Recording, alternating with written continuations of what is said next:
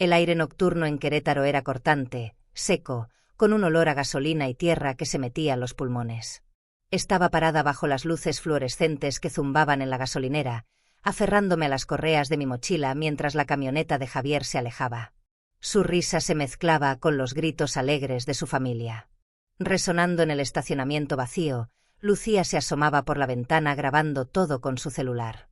Mientras la voz de Carmen se alzaba por encima del motor.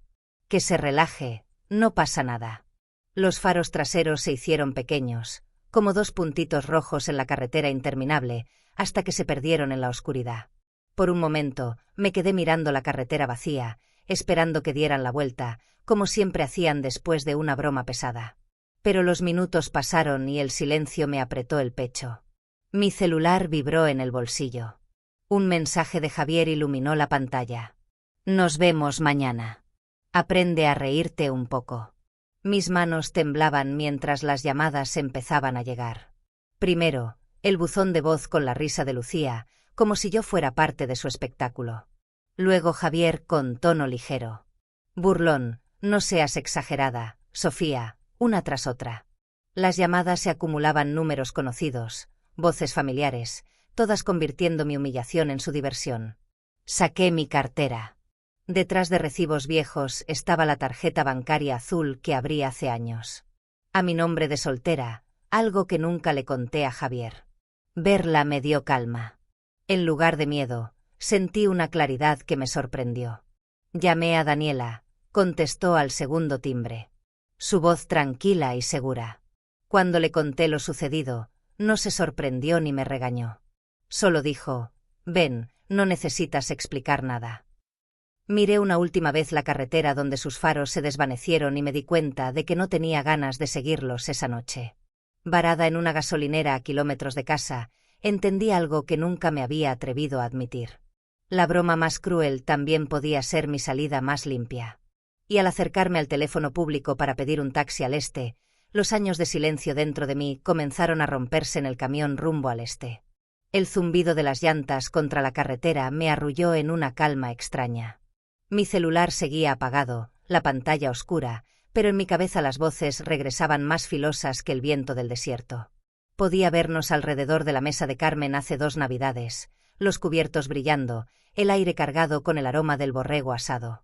Lucía levantó su copa y dijo con una sonrisa, Sofía es tan divertida como ver secar cemento. Las risas estallaron. Raúl fue el más escandaloso.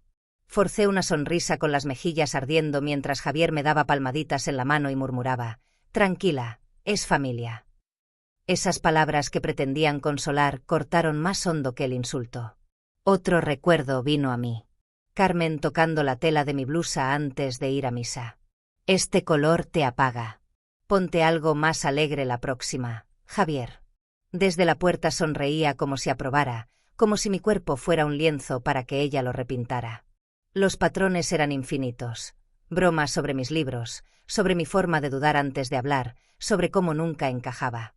Cada una parecía pequeña por sí sola, pero juntas me fueron desgastando pedazo a pedazo hasta que el silencio se volvió más fácil que protestar. Hace 2 años empecé a traducir documentos de noche con la luz suave de mi laptop como único testigo. Le dije a Javier que eran correos del trabajo, pero cada pago iba a una cuenta aparte. En ese momento no podía explicar la urgencia. Solo sabía que necesitaba un salvavidas que nadie pudiera tocar.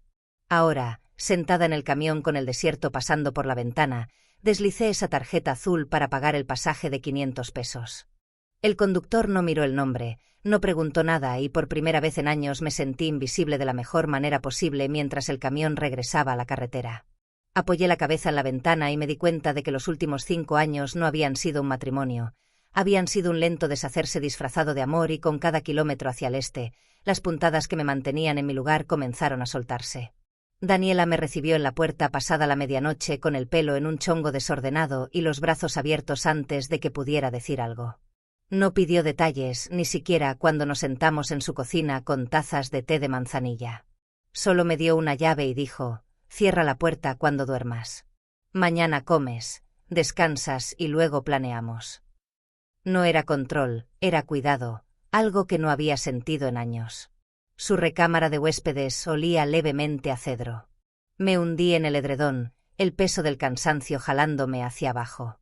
Por primera vez en mi noche de bodas, dormí sin apretar la mandíbula. A la mañana siguiente, la luz del sol se colaba por el escritorio de Daniela, donde abrí mi laptop. Empecé a actualizar mi currículum, idiomas inglés, español, francés conversacional, experiencia en proyectos de traducción, trabajos freelance que le oculté a Javier. Listé habilidades que él siempre se burló: organización, detalle, comunicación, como si me retara a verlas como fortalezas. Para la tarde, ya había agendado una llamada con una terapeuta local. Encendí mi celular por un momento y estaba lleno de mensajes de voz. La voz de Javier ya no tenía ese tono juguetón. Ahora sonaba cortante, casi suplicante. «Ya dejaste tu punto claro. Contesta». Lucía había subido algo a redes que me llegó por amigos en común. Hay quienes no saben tomar una broma. Imagínense arruinar la diversión familiar así. Y el mensaje de Carmen fue directo. Nos hiciste quedar mal. Cerré las apps, mi pulso cada vez más firme. 3 días después llegó un correo de una pequeña agencia de comunicación en San Miguel de Allende. Necesitaban a alguien bilingüe para proyectos con clientes y preguntaban si podía entrevistarme la siguiente semana por una tarifa inicial de 1.500 pesos por proyecto. La posibilidad encendió algo en mí, pero no se quedó en privado por mucho tiempo. De alguna forma, Carmen se enteró por un conocido y su desaprobación se extendió como humo antes de que la chispa siquiera prendiera. Guardé el correo en una carpeta y me recosté, dándome cuenta de que empezar de nuevo podría ser más sencillo de lo que había imaginado, pero nada en mi viejo mundo se quedaba callado por mucho tiempo. La oficina en el centro de San Miguel de Allende era más pequeña de lo que esperaba, escondida arriba de una cafetería que olía a granos tostados y canela. Me senté frente a la directora con las palmas húmedas, pero la voz firme. Cuando preguntó por el hueco en mi currículum, no titubeé. Separación familiar, dije simplemente sin dar más. Ella asintió, pasó al siguiente punto y 20 minutos después sonrió. Queremos probarte 2 semanas. Veamos cómo encajamos. Al salir a la calle me sentí más ligera que en años. Esa tarde mantuve mi cita con la doctora López. La terapeuta que Daniela me recomendó escuchó en silencio mientras le contaba sobre la gasolinera. Las risas, los mensajes. Cuando hice una pausa, dijo: no escapaste de una broma, escapaste de un abuso emocional disfrazado de humor. Sus palabras cayeron como piedra en agua calma, creando ondas que tocaron cada recuerdo que había intentado justificar.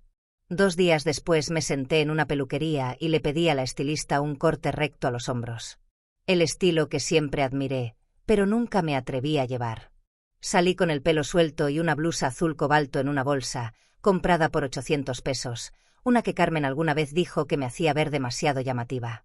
Cuando la usé en mi primer día en la agencia, me sentí cualquier cosa menos callada. A media semana, Recursos Humanos me llamó. Alguien había telefoneado diciendo que era mentalmente inestable y no debían confiarme clientes.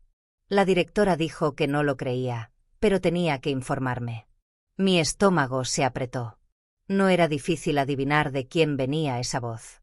Daniela me animó a llevar un registro, así que guardé el memo, los mensajes de voz y configuré un nuevo número y correo a mi nombre de soltera.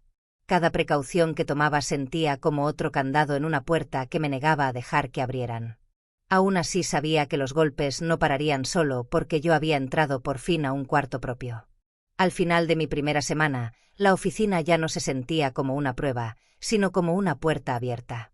La directora me dio mi primera tarea: redactar un informe bilingüe para una organización sin fines de lucro que expandía servicios al norte de Guanajuato.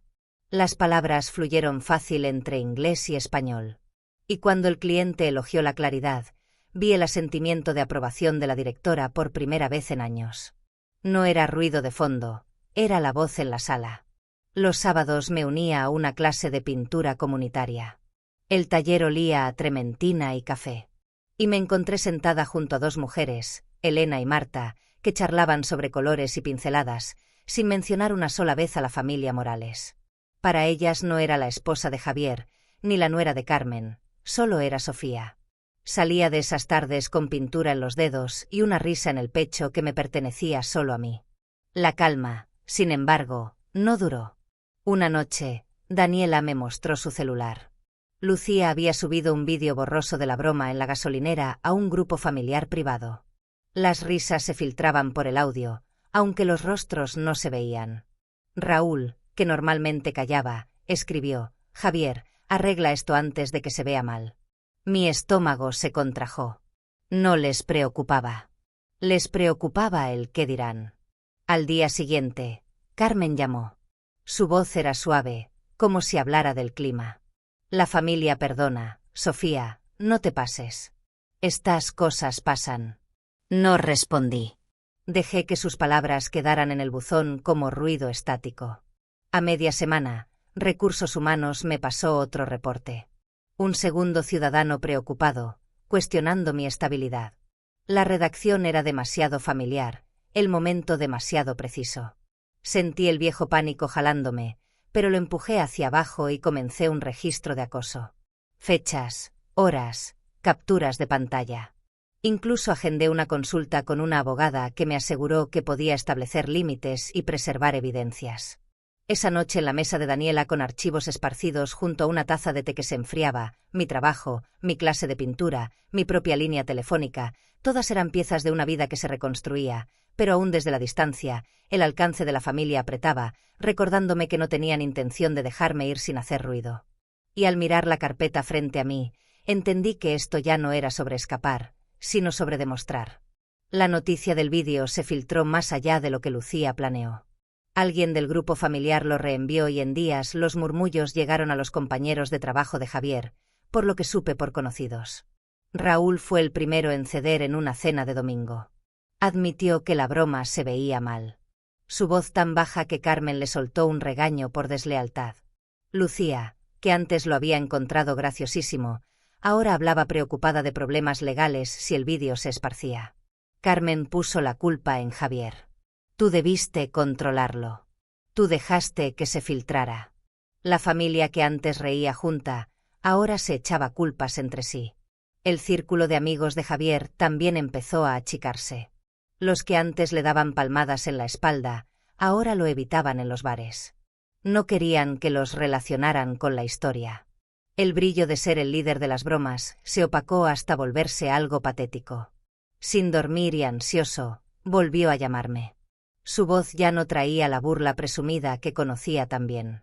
Ahora murmuraba sobre extrañarme, sobre la familia que se deshacía, sobre cómo nada de esto habría pasado si yo solo hubiera vuelto sin hacer ruido, incluso en su sinceridad. El centro seguía siendo él mientras su mundo se resquebrajaba. El mío se hacía más firme. La directora de la agencia me llamó después de mi prueba de 2 semanas y me ofreció un puesto fijo. Tu trabajo es preciso y los clientes confían en ti, dijo sin rodeos. El contrato que me dio se sintió como un segundo pasaporte.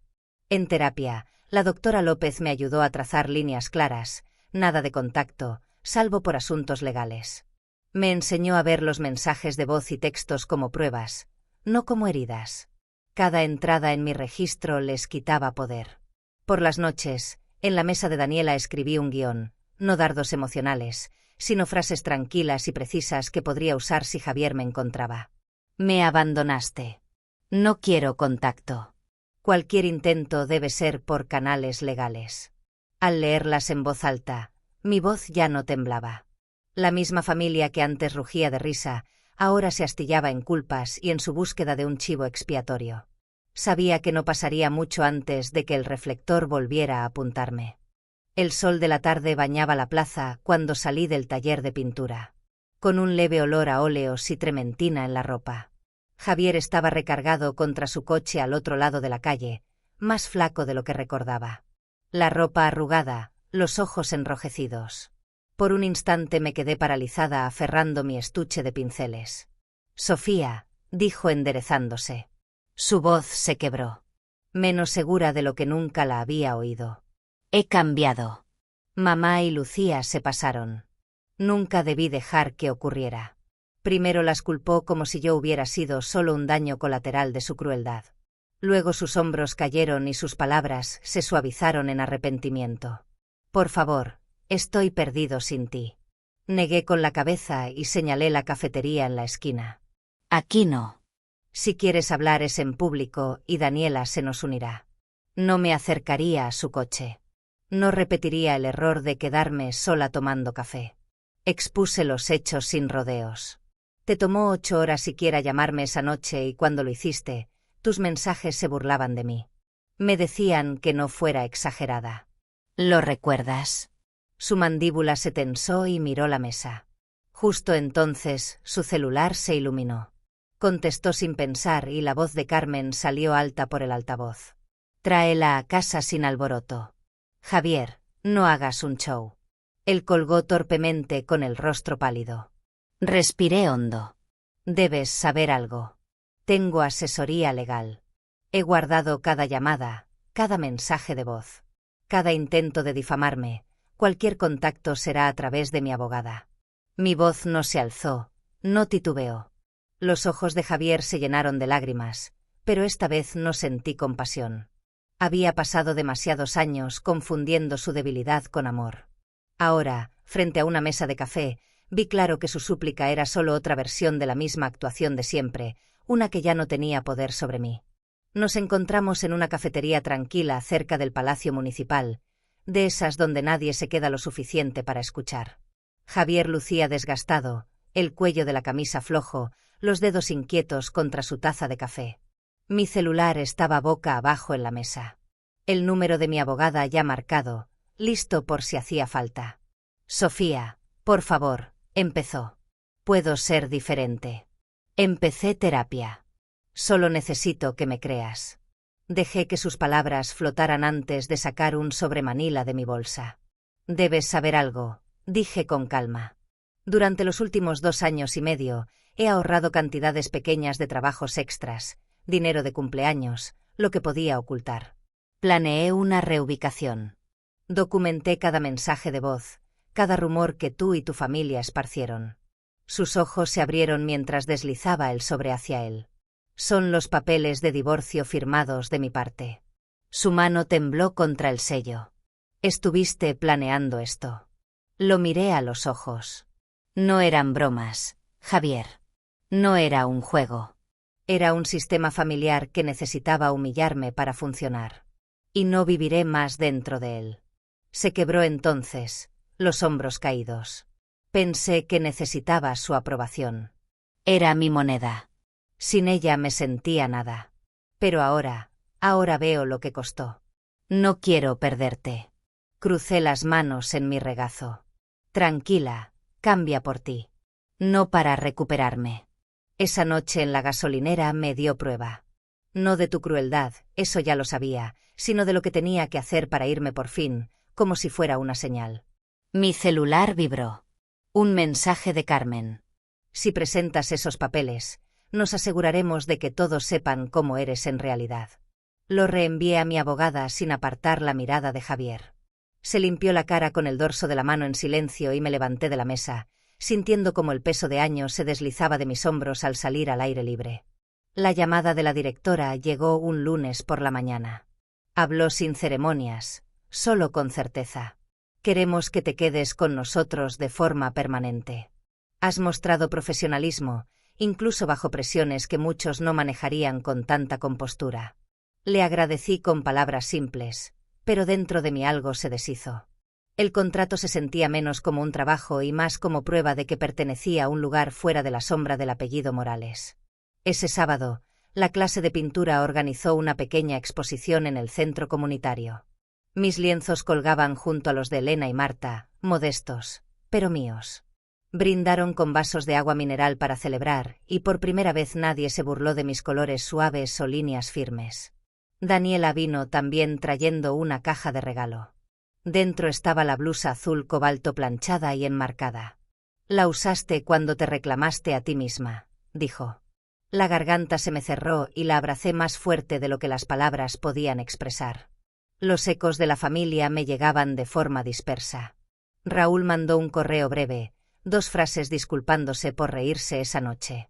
Lucía envió una tarjeta sin firma con una línea genérica sobre sanar. Carmen nunca dijo nada. Una noche, mi celular se iluminó con un solo mensaje de Javier. Estoy en terapia. Entiendo más ahora. Espero que estés feliz. Lo leí una vez. 2. Y dejé el celular boca abajo. No sentí necesidad de responder. En silencio le deseé lo mejor, pero solo en la privacidad de mis pensamientos. El silencio que siguió no estaba vacío, era firme, como una marea calma. Y en esa quietud entendí por fin cómo la paz podía asentarse en los rincones de mi vida sin necesidad de anunciarse. Era suficiente para llevarme hacia lo que viniera después. Un año después, mi departamento en San Miguel de Allende es completamente mío.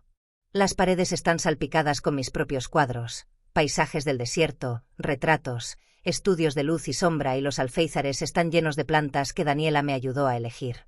Mi calendario está repleto de fechas límite con clientes y una caminata anotada para el sábado por la mañana. Es un ritmo construido a mi manera. Firme y sin prisas. Por conocidos me llegan pedazos de lo que pasó con la familia Morales. Discutieron durante meses después de que el vídeo se filtró. Cada uno culpando al otro por la vergüenza. Raúl se alejó. Lucía borró sus redes por un tiempo y Carmen dejó de hablar de esa noche por completo. El vídeo mismo desapareció, retirado en silencio. Su consecuencia es el peso de algo que no pueden nombrar, pero no olvidan. No siento triunfo al saberlo. Solo una calma asentada. No los derroté. No les probé nada en sus propios términos. Solo me salí y seguí caminando.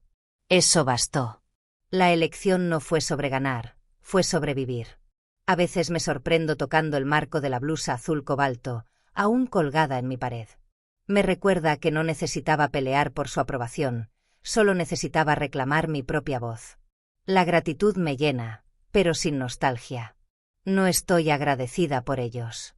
Estoy agradecida por mí, por la mujer que dejó de esperar permiso para irse. Cierro la puerta atrás de mí y giro la llave. El cerrojo suena suave. El aire del desierto afuera está vivo, lleno de posibilidades. Al caminar hacia la calle bañada de sol, sé que la misma carretera que me dejó atrás es la que me liberó. Si la carretera que me dejó atrás es la misma que me liberó, ¿qué podría ser posible el próximo kilómetro? M.